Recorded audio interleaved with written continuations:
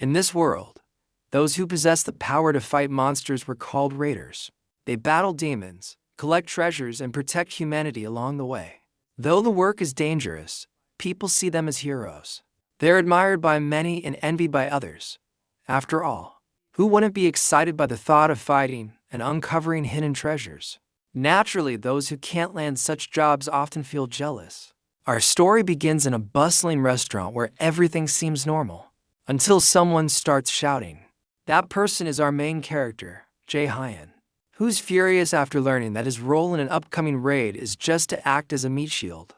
The guy in glasses quickly tells Jae-hyun to calm down, reminding him that he was the one eager to earn quick cash, and this is the only job on the table. Despite dragging his feet, Jae-hyun doesn't really have a better option. He then tells us that the guy in glasses is Young-won, who works at a raider agency. His job is to assign people like Jae-hyun, who aren't part of any guild, to various missions. Jae-hyun had high hopes when Young-won contacted him, thinking he landed a good gig. But instead he got thrown into a frontline dungeon job filled with undead monsters, essentially disposable cannon fodder. Young-won tries to justify it by saying this was the only job available. Jae-hyun, frustrated, wonders why lower-ranked people are landing better jobs. Young-won reminds him of his martial arts class with excellent skills yet almost no job offers. Jae-hyun gets even more annoyed, suspecting he's being underestimated, just because he is a martial arts raider. Young-won hesitantly agrees, explaining that magic users dominate the market. They're more efficient, get injured less often, and complete tasks quicker. Employers notice those things. The reality is harsh. Unlike mages who can cast spells safely from behind the lines, martial arts raiders are always on the front lines, more exposed, more hurt. Mages clearly had an upper hand. Jae-hyun recalls how about 10 years ago, martial arts raiders were highly valued, but those days are long gone. He regrets not becoming a mage when he had the chance. It all started when he was a third-year high school student. He scored remarkably high in the Awakening aptitude test. He was selected for one of the elite academies dedicated to training raiders. His aptitude score for becoming a mage was an astounding 97%, nearly perfect, even than top students like Lady Siona. Yet his martial arts aptitude was only 30%. Still, he foolishly chose to become a martial raider, not for some noble cause. He simply didn't want to be a mage. At that time, mages were seen as support-only types. They are incapable of handling even weak monsters without a martial arts raider nearby. But times have changed. Martial arts raiders are now seen as obsolete, while mages are in high demand. If only he had chosen to be a mage 11 years ago, his life might have been very different. Even if you wanted to change classes now, it's too late. Raiders hit their peak by age 20. No room for growth after that. Well, no use crying over the past. Young-won reminds him how rare opportunities like this are nowadays, and tells him not to be picky. He admits he was going to give the job to someone else, but chose Jae-hyun instead, thinking of him first. Hearing that, Jae-hyun feels a mix of sadness and irony. He was once envied by others who wanted to be mages, but now, due to one poor decision, he's just a D-rank martial arts raider. Out of options, he finally accepts the job. Young-won lights up happy that Jae-hyun agreed.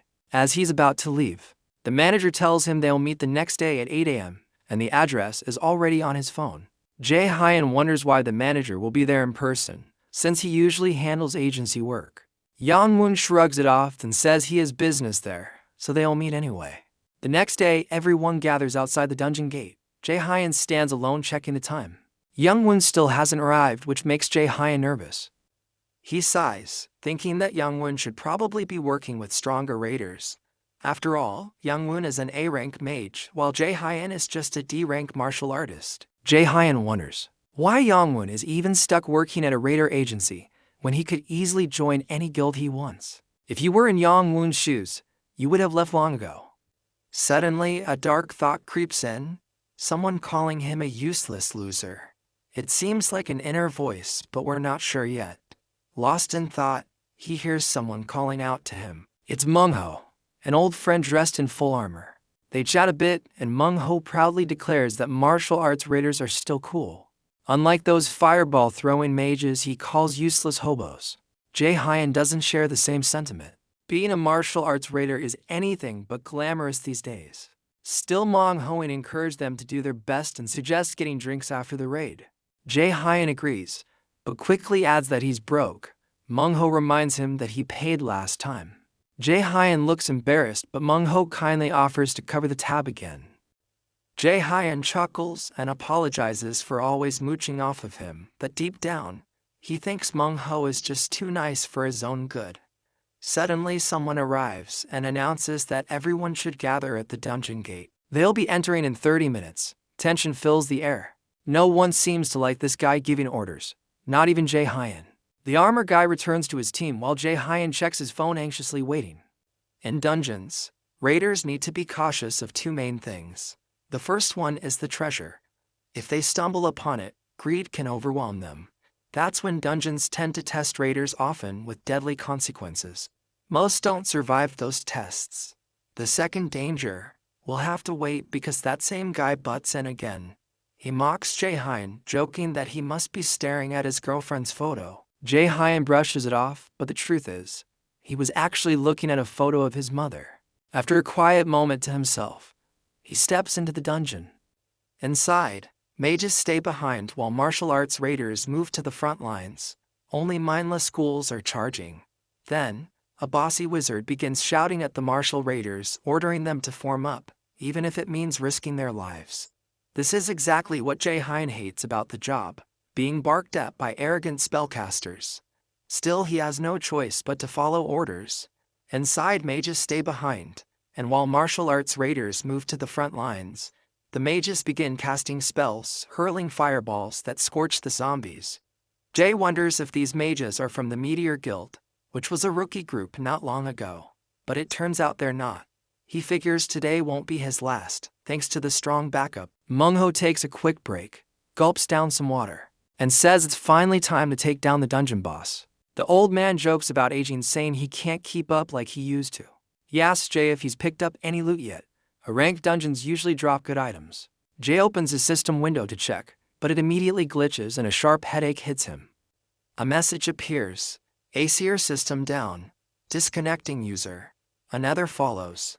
System failed to reboot due to unknown error. Jae has never seen anything like this before. Then suddenly, a strange voice echoes in his mind, telling him to follow the light. He turns and sees glitching messages warning of an unknown entity breaching the system. He's completely lost. The old man notices and asks if something's wrong. Jae says someone told him to follow the light. Right then, tiny glowing orbs appear in the air, and only Jae can see them. He wonders if these lights are what the voice meant. Despite confusion, he follows them. The old man watches, puzzled by Jae's strange behavior. Jae insists he'll be back soon and heads off alone. After walking for a while, he finds himself in a hidden area. A system window appears, declaring that the ACR system is disabled and no status data can be loaded.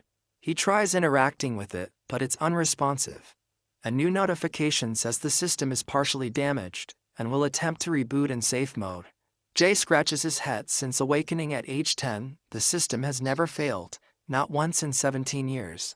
He wonders if that voice he heard is related to the system glitching out. Messages keep repeating, but he presses on, following the light. He starts to think something deeper is changing within the system. For context, the Asura system is believed to be named after the Aesir gods of Norse myth like Odin and Thor. It supposedly appeared in 2011, during the year of disaster, as humanity's last line of defense. That year, an enormous tree suddenly sprouted in the center of the Pacific Ocean. It soared to unimaginable heights in just 9 days, and casting a foreboding shadow over the world. This terrifying tree was none other than Yggdrasil, the legendary world tree of myth. When Yggdrasil fully bloomed on the 9th day, chaos engulfed the globe. Waves of monstrous creatures descended upon humanity. Half of the global population perished, while the survivors faced famine and relentless plagues. Amidst the despair, true heroes emerged, wielding divine powers that brought a faint glimmer of hope. People gradually awakened to the ACO system, becoming raiders to battle the monstrous threat. From that moment, Asura became humanity's ultimate weapon. But now our hero suspects the Asura system may be changing, and not for the better. As he reaches a dead end, he suddenly spots a green door. Shocked at first, a smile soon spreads across his face. He realizes he's found a treasure gate. Treasure gates are secret chambers hidden within dungeons, incredibly rare even in high-level zones. They're known to house special items and valuable materials worth millions of won, the local currency. Jae-hyen's mind races as a rank or higher equipment piece could completely turn his dull life around. He silently prays for luck as he steps inside. The interior feels surreal, like a heavenly registration office. On a pedestal lies a radiant item. Jae-hyen had only heard rumors of such places, but never imagined he'd stumble into one himself. Overjoyed, he reaches out. As his fingers touch the object, a barrage of system notifications appears. The first confirms he has restored a damaged system feature. The second reveals a newly discovered item. The third invites him to view the item's details. Grinning, Jae-hyen believes his prayers might have been answered. The item turns out to be Odin's lost eye, a mythical ranked artifact. This legendary item, once sacrificed by Odin at Mimir's well for wisdom, grants its wielder access to rune writing and the ability to reverse engineer or destroy magic. It's the only mythical ranked item in existence, and once equipped, it becomes permanently bound to the user. The eye shines so brightly that Jae-hyen can't look directly at it. As he checks the system panel, he learns about its active skill, absolute calculation, an X-ranked ability that deconstructs and neutralizes magical structures. The mana cost depends on the rank of the magic being destroyed. Mastery of rune magic allows the user to wield full-powered magic without incantations. It also enables the use of blank cards to copy opponents' abilities. The eye is a powerhouse, but Jae-hyen, practical as ever, decides to sell it. The potential profit is in the hundreds of millions. No more grunt work or meat shield duties. However, he's tempted to try it on just once. But the system immediately warns him, once equipped, it cannot be removed. Knowing he's already past the prime age of 20 for using such gear effectively, he chooses not to wear it. After this fortunate encounter, he returns to his party. Meanwhile, the old man reassures the group that Jae-hyen will be back soon, and right on cue, he arrives. Jae-hyen quickly apologizes for being late and promises it won't happen again. As the group prepares to move out, the old man pats him on the chest, encouraging him. Jae-hyen responds cheerfully, saying he'll be treating everyone to drinks tonight. The old man, is surprised, scratches his head. Something has clearly changed in Jae-hyen. Inside a dungeon where laws don't apply, revealing the discovery of such a powerful item could be fatal. Even trusted companions wouldn't hesitate to kill for it. So Jae-hyen keeps quiet. Suddenly, the ceiling cracks. Before the leader can give orders, it collapses. Jae-hyen instinctively leaps backward, crashing to the ground. Purple mist floods the chamber, and party members begin coughing violently, blood oozing from their mouths. Jae-hyen immediately covers his face and runs, yelling for his friend to flee, because the fog is poisonous. But he freezes at a horrifying sight. His friend is impaled by a sword from an unseen attacker. With his last breath, the friend urges Jae-hyen to run. In shock, Jae-hyen escapes, realizing this was a planned ambush. As he catches his breath, his face drenched in sweat, he's completely baffled. Why is someone trying to kill him? Then he senses someone behind him. A fiery arrow suddenly blasts into the ground ahead of him. The attacker steps into view. It's Young-won, someone he recognizes immediately. Young gathers mana at his fingertips, saying casually, "You promised to meet me today." Jae-hyen demands to know if Young was behind the attack on the Meteor Guild and the poison fog. Young smirks and shamelessly admits it. He reveals that clients hired him for the job. Many resent the Meteor Guild's arrogance. Jae-hyen grits his teeth and shares insight about dungeon assassination contracts, where dungeon chaos is exploited to carry out murder. The Meteor Guild, it turns out, wasn't so innocent either. Jae-hyen's shoulder throbs from an earlier arrow wound. He knows he can't fight Young head-on. The man isn't a ranked magician in the country's top 2%. Jae-hyen, in contrast, is barely mid-tier. Still, he fears he might be killed just to tie up loose ends. As a sense of justice stirs within him, especially for his comrade Manhwa, Jae-hyen knows now isn't the time for reckless moves. He promises not to tell anyone. But Young ignores him and attacks again, firing chains of flame. Jae-hyen barely dodges but gets grazed. 1 second slower and he'd be dead. As Young relentlessly attacks, Jae-hyen wonders why he's the target. He's just a daring raider. Bruised and battered, he hears a voice in his head mocking him again, the voice of his father. Suddenly, a terrifying realization strikes. Could his father be behind the assassination? Jae-hun blurts the question out. Young freezes, then begins laughing maniacally, confirming it. Jae-hun's thoughts flash to his mother, the grief. The day her lifeless body left him in tears. He asked Young, did his father order her murder 5 winters ago? Grimly, Young confirms it. Jae-hun can't comprehend why a father would do this. Young fires another arrow, mocking Jae-hun's situation. He conjures several more fiery projectiles, preparing to end it. But Jae-hun activates Odin's eye. The confident smirk on Young's face vanishes. Magical energy surges inside Jae-hun, growing rapidly. Young panics. He launches a fire arrow, expecting Jae-hun to flee, but it disintegrates mid-air. The eye has fully awakened. The system confirms it. Jae-hun smirks, feeling the power coursing through him. A notification pops up, blank card ready. Young is stunned. Jae-hun copies Blitz's chain, Young's own signature spell, and vows to bring him a painful end. He conjures blazing arrows while Young struggles to grasp how his precious skill is being used against him.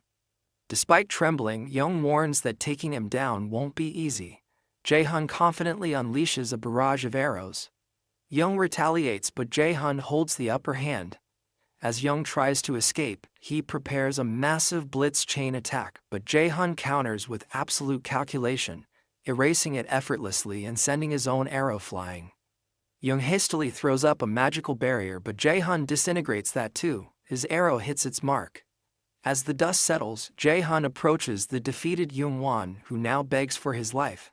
In a dramatic moment, tears stream down Young's face, but Jae-hun shows no mercy. He fires a final arrow, ending it. Exhausted, Jae-hun collapses, thinking bitterly about how he finally obtained a mythical item, only to brush death so closely. As a raider, death was always near, but never had it stared so directly back. Now that he's staring it in the face, it's a whole different feeling. He starts feeling that coldness creeping in. Then, out of the blue, a system window pops up talking about a new download. It offers him a way out if he activates. The system reveals that Jae-hyun can now leap back in time, fully aware that he's moments away from death anyway. The resigned yet determined smirk, he simply says, "Yeah, sure, let's do this." At his command, a new system called Nornir activates. Suddenly, we're transported to a surreal scene. Divine, ethereal women appear, speaking in a mysterious language far beyond our comprehension. One of them, a blonde figure, reaches out, possibly grasping Jae-hyun's hand as the next chapter begins to unfold. Just as the scene unfolds, the once friendly blue system windows suddenly shift to a menacing shade of red. A chilling notification appears. Our hero has officially become a major enemy of the High Aesir. Along with that, he gains 2 passive skills, but now, half of the Aesir gods are watching his every move. In the blink of an eye, Jae-hyun jolts awake in his bed, eyes wide with terror as if he's just seen a ghost. His surroundings feel surreal, like he's caught between 2 realities. He lifts his hand and a small red flame-like orb begins to flicker in his palm. The system calmly informs him that he's successfully returned to the chosen point in time. Suddenly, vivid memories flood his mind, his mother's lifeless body. The fierce confrontation with young Won, then, as if by miracle, he sees his mother again alive. Without hesitation, he throws his arms around her, holding her tightly, unwilling to let go, silently begging that this isn't just another cruel illusion. But this time, it's real. Later, back in his room alone, a sharp pain in his chest yanks him back to the present moment. The system confirms. The current date is November 15th, 2020. His regression has been successful. His body has already healed by 20%. Gasping for air, Jae-hyun glances around, heart pounding. Everything is familiar. He's home, no dream, no illusion. This is real. A system notification appears presenting a quest titled, "Rest is the Mother of Success." The objective is straightforward. Jae-hyun must rest until he's fully recovered. If he completes this task, he'll be rewarded with a valuable blank card. Letting out a deep breath, he tries to steady his nerves. Thoughts race through his mind. He remembers how he died fighting that man, and somehow, the system brought him 11 years into the past. He's now back in the 3rd year of middle school. Curious, he checks the calendar and confirms it. He hasn't enrolled in Mills Academy yet. Then he notices a handwritten note, clearly from his past self, urging him to choose the martial arts path. But without hesitation, he grabs a pen and crosses it out. There's no way he's going to waste this second chance. This time, he's becoming a mage, no compromises. In the next scene, we find Jae-hyun having dinner with his mother, struggling to hold back the tears welling in his eyes. She watches him closely, concerned by his unusual behavior. Earlier, when she came home, he had embraced her tightly and cried without explanation. Sensing something's off, she gently asks if anything is bothering him. Forcing a smile, he brushes it off, saying it was just a nightmare. But deep down, he knows those memories of her death are no mere dreams. Finally, he musters the courage to speak. He tells her there's something important he wants to talk about. She listens attentively, already suspecting that he may be hesitant about enrolling in Mu's Academy. Understanding the intense competition and danger involved in that path, she reassures him that it's okay to choose a regular school. Instead, she won't push him. But to her surprise, Jae-hyun reveals that he actually wants to switch majors and pursue the magic class. His mother laughs softly at the sudden shift, startled but supportive. Though he was previously so set on martial arts, she trusts his instincts. With a warm smile and a gentle pat on his cheek, she tells him to follow his heart, whether it's martial arts or magic, and not to worry about the costs. She backs him up no matter what. Her acceptance moves him to tears once again. Amidst his emotions, memories of his father, Minyongo, and a rank raider, surface, reminding him of his vow to become stronger and take revenge. Motivated, Jae-hyun begins training seriously, starting with push-ups. He even earns his first blank card for completing the rest quest.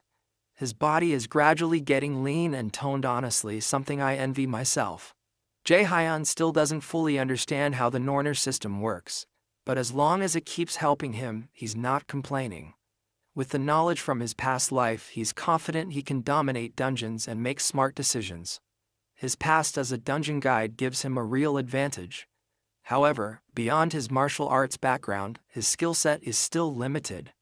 The only active skills he has are absolute calculation and blitz chain, both copied from young woman. Leaning back in his chair, he opens the system interface to check his stats. His level and attributes seem to have reset with the regression, but he's retained all of his passive skills along with two new ones, one who is observed by the gods, and the other, Supreme God's Eye. Both are already maxed out. One who is observed by the gods grants him divine blessings, accelerating his growth and preserving his passive skills through regression. It also boosts all his stats by 1 point every time he levels up. It's no wonder many of the AC or demigods are watching him now.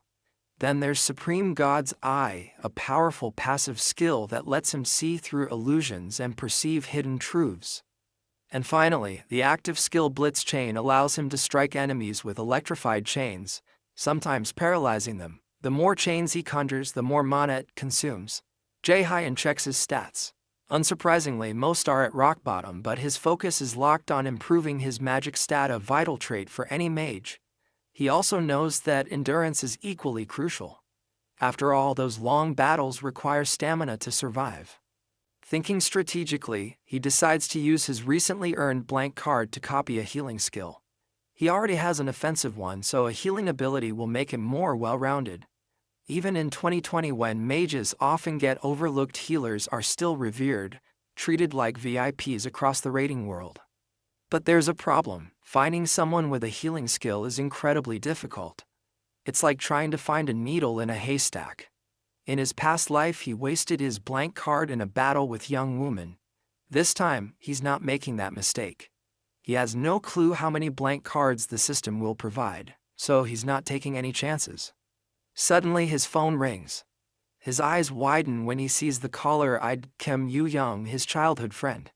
They had always dreamed of attending Mills Academy together to become raiders, but in his previous life she died in his arms.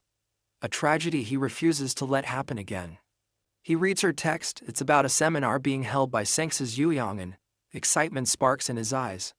She's a legendary figure known for her rare healing abilities, especially her mastery of the magic of sacrifice. Without wasting another second, Jae-hyun throws on his hoodie and tells his mom he'll be back soon. Outside, he replies to Yoo-young, letting her know he's on his way. Meanwhile, a Rolls-Royce is weaving through city traffic. Inside sits Sinx's Yoo-young Ann, silent and composed as her manager briefs her on her packed schedule. He expresses concern about her health, pointing out she's been overworking herself. She responds gently, saying she's just tired, and reminds him, sacrifice often requires giving up one's own vitality. The manager, clearly distressed, wishes they had someone with healing powers on par with Lady Shanjin. He fears it's only a matter of time before Yoo-young collapses from exhaustion. Back at the event venue, Jae-hyun and Yoo-young arrive. She's practically dragging him through the crowd in her eagerness. He playfully teases her, asking if she brought him just because she was scared of getting lost. Embarrassed and flustered, she denies it, but her silence speaks volumes. He chuckles again, poking fun at how someone so smart could have such a terrible sense of direction. Though she gives him a hard time, he silently thanks her. This seminar could be life-changing. If he can copy Yoo-young's sacrificial healing skill, it would catapult him to the top-tier ranks of Korea's rating world. As the crowd settles into their seats, they're both awed by the scale of the audience. But it's no surprise. Yoo-young is the Guildmaster of Lotus, a national icon and one of the best healers around. Unlike other high-ranking raiders who treat allies as expendable, she prioritizes the safety of her team. Then she appears on stage, greeted by thunderous applause. Jae-hyun waits for the perfect moment to act. He quietly mutters that in just 2 months, she fall critically ill during a dungeon raid due to overusing her sacrificial magic. He believes he's the only one who might be able to save her if he can successfully copy her skill today. While he's deep in thought, Yoo-young is fangirling hard, which mildly annoys him. On stage, Yoo-young begins her address. She talks about the world's current chaos, how Yggdrasil's tree and monsters are devouring lives. Still, she offers hope, reminding everyone that awakeners are humanity's last line of defense and encourage them to become raiders. Her words resonate with the crowd and with Jae-hyun too. He reflects on how tough it is to fight on the front lines, and how he once tried to sell Odin's eye just to escape the life of a raider. As they leave the venue, Yoo-young continues praising the Sinxes. Jae-hyun can't resist teasing her again, saying he already called her mom to pick her up because of her poor sense of direction. Annoyed, she offers him a ride too, but he declines, saying he has other things to take care of. Before leaving, he casually mentions that he's changed his career path and is now fully committed to becoming a mage. He also hints that he'll need her help in the future. Then, without further explanation, he walks off, leaving her confused and a little hurt. Outside, Jae-hyun scans the area and eventually spots the Sanctus's car. A smirk spreads across his face as he approaches. But her manager intercepts him, saying she's not seeing fans right now. Jae-hyun calmly responds that he's not here for an autograph, he's here to speak with director Yoo-young herself. The manager scoffs, irritated, and tells him to scram, warning that even the director would find his presence rude. But Jae-hyun doesn't back down. He boldly claims that he knows Lady Yoo-young and is suffering from an incurable disease, and that he's the only one who can heal her. The manager freezes, visibly shaken. Then, enraged, he grabs Jae-hyun by the collar, demanding to know where he got such information. Jae-hyun remains calm and simply gestures toward the onlookers, silently warning not to make a scene. Right then, a window rolls down. The Sinxes herself addresses him, asking if he can truly back up his words. With complete confidence, Jae-hyun nods and says, "Yes, I can cure your illness." Though clearly hesitant, she decides to give him a chance after all. If he's lying, it'll be obvious soon enough. Despite Jae-hyun's unwavering confidence, the Sinxes finds his demeanor even more suspicious. Still, intrigued by his audacity, she instructs her manager to make time for him and arrange a more private setting where they can speak away from prying eyes. Once they relocate to a quieter space, the Sinxes wastes no time. "How do you know about my condition?" she asks, her tone serious. Jae-hyun offers a brief apology but holds firm. "I can't tell you that," he says flatly, "and if that's a deal-breaker, I won't treat you at all." She's taken aback, more amused than offended by his boldness. With a chuckle, she lets the matter slide and moves on to the next question. "Then tell me," she says, eyes narrowing, "how exactly do you plan to treat me?" Jae-hyun doesn't flinch. "I intend to copy your sacrifice skill. that silences the room. The Senses is visibly shocked, but her manager is the first to react, bursting out in anger. Do you even understand what you're saying? That skill is unique, you can't just copy it, he barks, clearly at his limit. Do you even know what a unique skill means? That kind of power belongs to Lady Yu Yang and no one else. Before we go any further, here's some context on unique skills. They're classified as is ranked the highest tier of abilities in the world. These skills can't be learned from manuals or shared through training. They're either inherited by bloodline or manifested through intense personal evolution. The formulas behind them are incomprehensible and unreplicable. In other words, they're one of a kind, meant to remain exclusive to the individual or their lineage. Jae-hyun raises a hand, calming them both. His voice is steady, firm. I know exactly what I'm saying, he says. If I didn't understand the nature of unique skills, I wouldn't have come here at all. The Senses immediately turns to her irate manager and tells him to stand down. It won't take long, she assures him calmly, her eyes still on Jae-hyun. Then she asks the question that matters most. Can you really do what you claim? Jae-hyun nods with complete confidence. We learn here that her unique skill, sacrifice, comes with a heavy penalty. It can only be healed by another skill of equal or higher rank, which is rare in itself. But the irony is cruel. The sacrifice skill, which offers powerful healing, can't be used on the caster. It requires an offering to the gods, meaning she's incapable of healing her own body with it. Despite her lingering doubts, the Senses gives Jae-hyun permission to proceed. As she activates her magical aura, her body begins to glow faintly with divine light. Jae-hyun's heart races. This is it, the system interface appears before him. Sacrifice skill detected. Would you like to register this into your blank card? Without hesitation he answers, yes. The skill copies successfully, and Jae-hyun immediately activates it. A radiant golden light forms in his hand, the power of sacrifice now his to command. Both the Senses and her manager are stunned by the sight. He had really done it. But Jae-hyun doesn't jump into healing her just yet. There's business to handle. Before that, let's break down what this newly acquired skill actually does.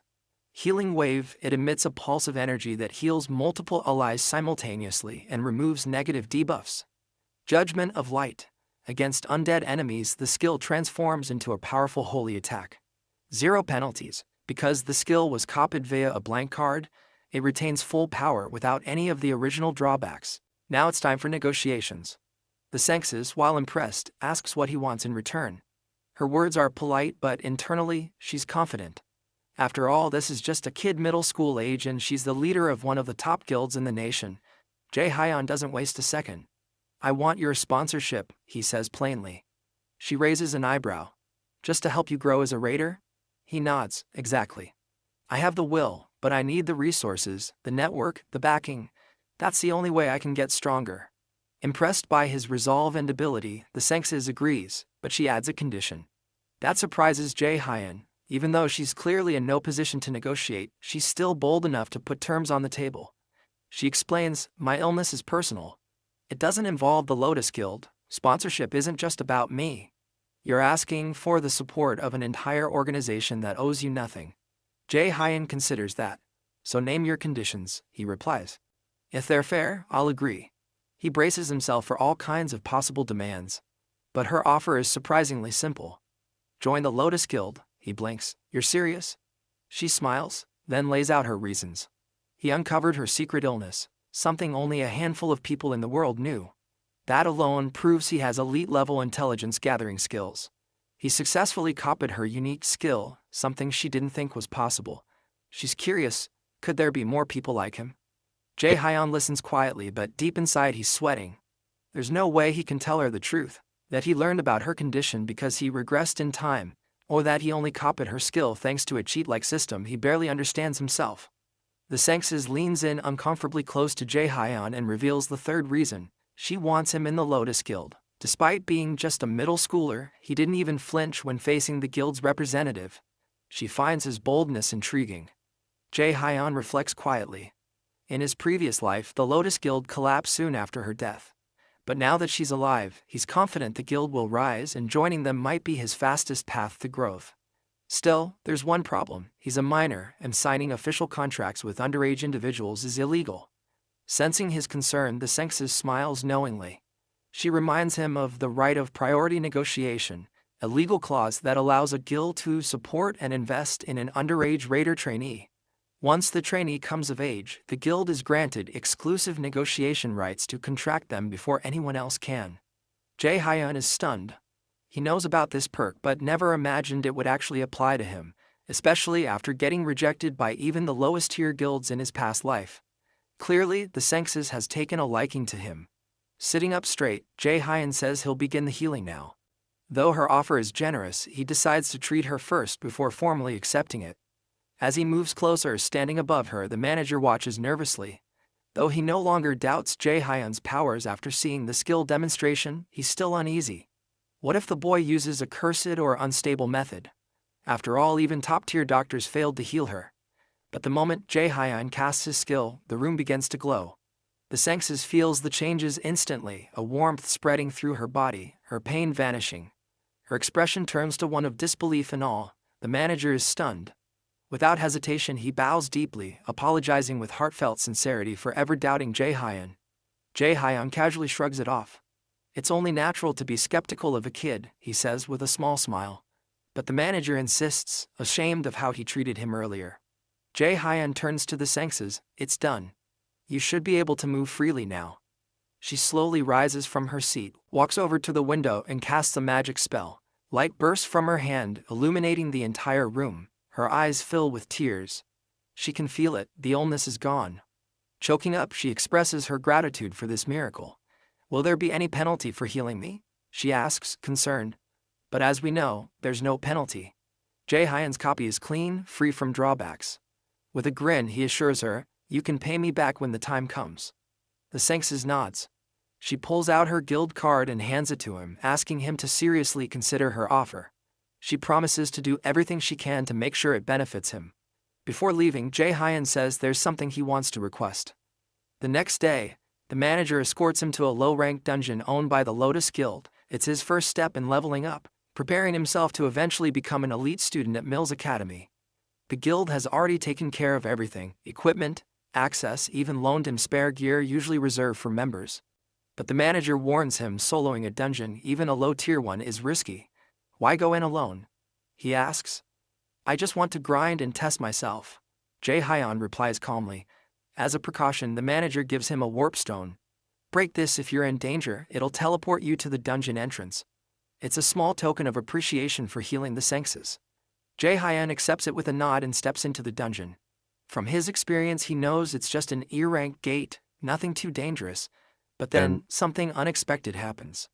Out of nowhere, a hand covers his mouth from behind. The system flashes a warning. You have entered Helheim's Field of the Dead. Meanwhile, back at the Lotus Guild, Director Yoongan sits deep in thought. She's still processing what happened. Even in a basic A-rank dungeon, clearing it solo is almost unheard of for a trainee. Yet she has a strong feeling this kid is no ordinary rookie.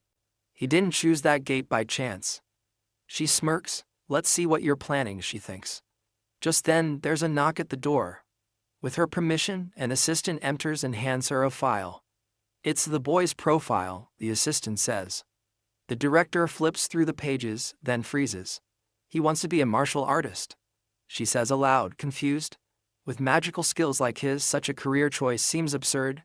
A heavy silence falls over the room. As the woman who submitted the reports admits, even she can't wrap her head around how someone could be this gifted. Still, she assures the director that everything in the report is accurate unless there were mechanical errors, which she doubts. When the director takes a look himself, he sees that our guy's magical aptitude is a whopping 97%. Wasting no time, the director contacts his manager Opa, instructing him to notify her immediately when the boy exits the dungeon. She's eager to see this prodigy in action for herself. Meanwhile, our protagonist plummets into the unknown, an eerie place called the Field of the Dead, and lands hard on his backside. As he looks around, it dawns on him that he's in a graveyard. Struggling to his feet and coughing, he barely gets a moment to think before an undead creature appears, draws its bow and fires. He's too slow to dodge, and the arrow slices across his face. Then another monster appears, poised to strike. He's unsure if its weapon is coated with paralysis poison, which only irritates him more. He quickly heals himself using his sacrifice skill, but more zombies begin to close in. Black souls float ominously above, wasting no time in launching their attacks. This time, though, Jae-hun snatches an arrow out of the air with his bare hand and crushes it, clearly losing patience with these nuisances. Meanwhile, Kim Yoo-jung stares at the autograph she received from the director, and she is also feeling totally annoyed at our hero for leaving her alone. Despite knowing she has a terrible sense of direction, she's getting more and more annoyed by his unpredictable moves. He used to avoid crowds, but suddenly he's agreeing to tag along with her. He never used to ditch her like this before, always making sure she wasn't left hanging, but this time, he left her high and dry down there alone. And now he's switching to magic class. Even though he's always dreamed of martial arts, she just can't wrap her head around his sudden change because she knows he's usually thoughtful and careful, not someone who acts without a good reason. Suddenly, she starts texting him again, giving him a piece of her mind about leaving her alone that day. Meanwhile, back in the dungeon, Jae-hyun's face pales as he freaks out at the sight of ghosts right in front of him. To make matters worse, they're far more organized than your typical monster horde. He decides to rely on an item, a staff forged by a blacksmith from the Lotus Guild. Before we delve deeper, we learn that this dungeon, Helheimr, is the realm of the dead overseen by Loki's daughter, Hel. It's one of the 9 worlds in Norse mythology, created after the 7 realms excluding Midgard and Asgard. These worlds include Niflheimr, the world of fog and ice; Muspelheimr, the world of flames; Jotunheimr, the world of giants; Alfheimr, the world of elves; Svartalfheimr, the world of dark elves; Vanaheimr, the world of the Vanir gods; and the coldest and darkest of all, Niflheimr, where Helheimr exists alongside it. This place is a total nightmare for newbies, but our hero's pumped to test his skills. He decides to whip out Goddess Nora's sacrifice skill. When he uses it on dead monsters, bam! It transforms into this epic area of effect attack called Judgment of Light. The monster jumps him right away, but our hero's quick to smack it down with his wand, sending the monster flung backward.